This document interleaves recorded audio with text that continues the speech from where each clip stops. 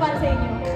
Pangarap ko, maulit-ulit yung universe dito sa Edmonton. Pangarap ko, ang ibigin ka sa habang panahon.